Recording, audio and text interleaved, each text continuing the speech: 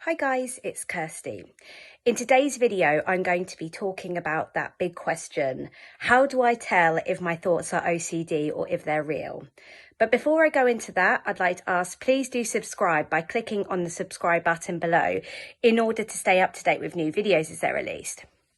So this is the big question, the question that actually keeps a lot of us in the compulsive cycle, ruminating, trying to work out problem solving, testing feelings, do mental checks, Googling, about whether or not our thoughts are real or not, and do other people have these thoughts, confessing our thoughts, rather than kind of sitting with that discomfort and speaking to people about them and asking for reassurance. So it's the question that we all want answered because firstly, it's highly uncomfortable sitting with uncertainty. Secondly, because the thing that keeps us doing the compulsions and locked in that cycle is the fact that we think it would be completely awful if our thoughts were real rather than if they were OCD. So because we are so terrified of the idea of our thoughts being real, we feel like we can't take the chance that they might be, what if they just are OCD? So, we must have an inkling that it's OCD. Otherwise we wouldn't be watching these kind of videos and we wouldn't be, looking on Instagram about OCD. We wouldn't have done that initial research about OCD and intrusive thoughts. But there's something stopping us living our life as if it is OCD. There's something stopping us thinking, oh yeah, clearly, this has been covered widely, these kind of intrusive thoughts. Oh, look, and there's information here that says that the thoughts can feel like urges, and it can be like body sensations and emotions and not just thoughts. But there's something stopping us from still being able to think, okay, that's fine. I'll just label the intrusive thoughts as OCD and live my life exactly as I want to, as if it's definitely OCD. And that takes sitting with, firstly, that discomfort of the uncertainty. But in order to be able to do that without constantly ruminating almost uncontrollably, we need to bring the fear down, because we're so terrified of the idea that they are real and that it's not OCD, that we can't leave it alone. And we can't sort of just leave the thoughts there, not interact, and we can't sort of gain control over our anxious thinking to stop ourselves going into mental compulsions and sitting with the uncertainty. We struggle to sit with the uncertainty because we are so terrified. So trying to work out if the thought is OCD or if it's real, it doesn't get us anywhere, does it? It keeps us locked in this cycle that I've just spoken about. Trying to work that out essentially reinforces that fear that we're holding around the idea of the thoughts being real, meaning that the more we try and work out whether the thought is OCD or if it's real, the more we entangle ourselves further with it and keep ourselves locked in that cycle. The more OCD can end up complicating the storyline around the thought, the original thought more. OCD loves that complication. It gets us further entangled with it. So trying to answer the question of is the thought real or is it OCD is actually not helpful.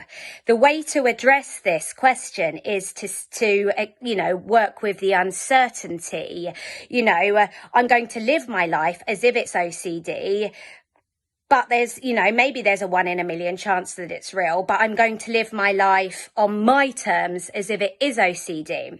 And as I said, in order to do this, it helps to work on, that's where exposures perhaps come in, or like some kind of CBT or, working on the cognitive side of it in order to bring your fear level down so that you're better able to sit with the uncertainty and live life on your terms as if it is OCD. And there are videos on this channel that talk about how to, on this channel, we focus on the idea of unconditional acceptance. So there's videos about that, you know, the different types of acceptance, life, self and other. And we work on disputing the irrational beliefs that we hold around certain things that keep up, that essentially fuel the fear around our feared scenarios that we're obsessing about. So I recommend checking out those videos. I'm not going to go into lots of detail about all of that because I want to focus on the topic of, you know, addressing the question whether our thoughts are OCD or if they're real. Now, I'm not going to try and answer that question for you because that would be out and out reassurance. Secondly, it would also be potentially incorrect because there are 100% no certainties in life bar one. And that one certainty in life is that eventually, unfortunately, and sorry to be morose, our life will end. That is just the case, you know, at some point, anyone that lives will pass away.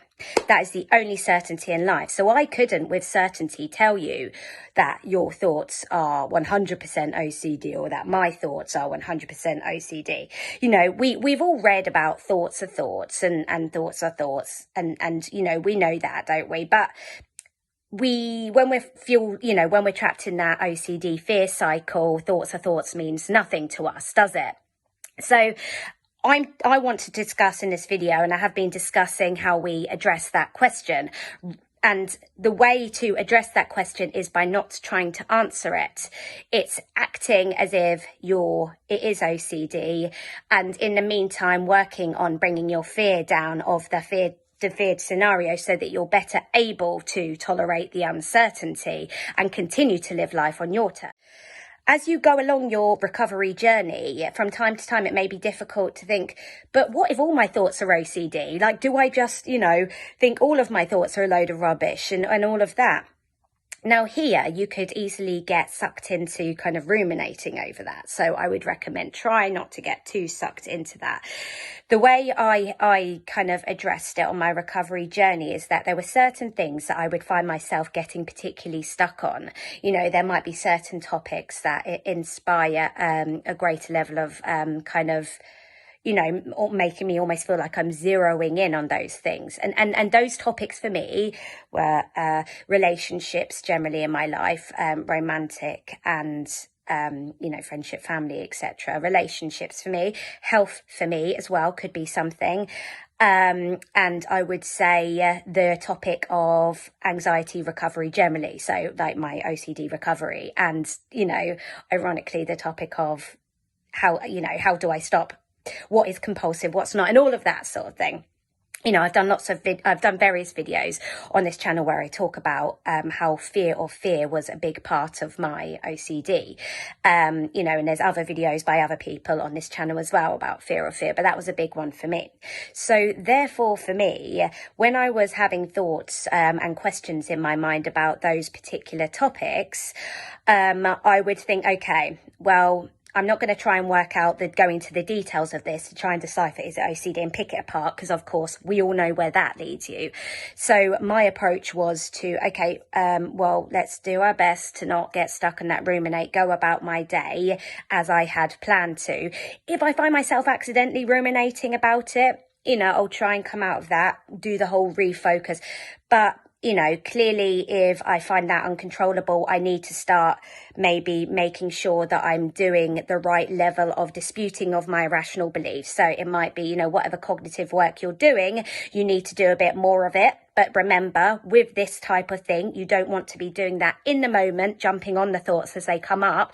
It's, you know, maybe I need to start spending 15 minutes a day in a set time working on the beliefs and working on the cognitive side of, you know, my beliefs around these thoughts. Maybe I need to spend 15 minutes a day rather than 10 minutes a day. So I would, you know, if I was finding myself getting very stuck and unable to kind of come out of the rumination, then it told me that I still am very scared of, you know, whatever the worst case scenario is that I might be obsessing about or worried that would happen. I'm still terrified of that. So there's still work to do on those fears. But in terms of the detail of whatever the thoughts might come up, essentially for me, if it was along that topic, then it could, you know, I would, you know, essentially act with uncertainty. Even if I was struggling to not keep myself out of that rumination, I wouldn't deliberately go into ruminating to try and, you know, to try and analyze and work out if I need to do something. You know, if it's, as far as I was concerned, you know, relating to one of my relationships or something like that, if I didn't resolve that question within a week, then, you know, it wouldn't be the end of the world. And quite often I found that actually, with trying to refrain from deliberately doing compulsions such as mental checking or, you know, deliberately trying to analyze in my mind, after a week, the urge would pass and I would see in hindsight, okay, I'm glad I didn't get sucked into that. So generally, you know the themes that you tend to get that tend to be a bit more sticky for you on. So you can approach it with that, you know, choose not to do the compulsions. And if you find yourself uncontrollably going into mental compulsions or something like that, then it means that you need to do a little bit more work perhaps around the feared scenario, or whatever your recovery method it might be that's gotten to you to a certain point in your recovery so far. It might mean that you need to just sharpen your recovery tools a bit more. So if you're finding yourself going into desperate rumination, or like almost it feels uncontrollable trying to work out if the thoughts are real or not, it probably means that you need to step up the work that you're doing on your recovery a little bit more, rather than doing what you used to do, which would keep you locked in that cycle with trying to work out if the thought is real or not. So I hope this video has been helpful somewhat. I know it might be a bit disappointing for you that I haven't said thoughts are thoughts. If it's giving you anxiety, it's definitely OCD, so you don't need to worry about. So unfortunately, I can't do that, because the presence of anxiety can't be used as, you know, can't always be used as a hard and fast rule for working out if it's OCD or not, because as we go along our recovery journey and our anxiety starts to drop and we are still having intrusive thoughts, we might start thinking, oh my God, if there is no anxiety, it's definitely real, and get stuck on that. And that's called the backdoor spike. And I can't say to you, if you don't like your thoughts, then obviously it's OCD, because OCD can make us feel, after, if we've gone into the thoughts and analysed them more and things like that, we can start to become more latched onto it, and it can make you feel like you are liking it. So this is the thing. All of these things that some people might say, oh, but, you know, if you've got anxiety, or if you don't want the thoughts, or you know, or all of that, OCD can actually make you feel like you do like it. So we can't be using that as evidence, unfortunately. It's very much a case of uncertainty. And as I said, the thing that helps us sit with uncertainty is bringing our fear down to, like, from the absolute terror level to, you know, of it being a 1 in a million chance to, you know, a more manageable level, so that we're not having you know, extreme anxiety about it. Because once you reduce the level of anxiety, like dialing down that fear response a little bit, you're better able to sit with the discomfort of the thought. Whereas if the level of anxiety surrounding that feared scenario is at full blast, it's very difficult to refrain from doing compulsions, physical and mental, but particularly mental, because the brain is in overdrive, still thinking that's incredibly dangerous. So I hope this video has been helpful in terms of talking about why it's not helpful to try and work out the difference between OCD and non-OCD thoughts. Essentially, it's our response that is the thing that turns it into an OCD thought. It's the fear response to the thought that keeps the thought coming back, essentially. And in the moment, we'll never be able to work out for definite, so there's no point even trying. The best thing to do is to continue working on your recovery and living life on your own terms as if it is OCD. So I hope it has been helpful to an extent, and sorry to disappoint you that I'm not giving you maybe the out and out answer that you might have desired and that I've certainly desired. But do take care, and thank you for watching. Bye.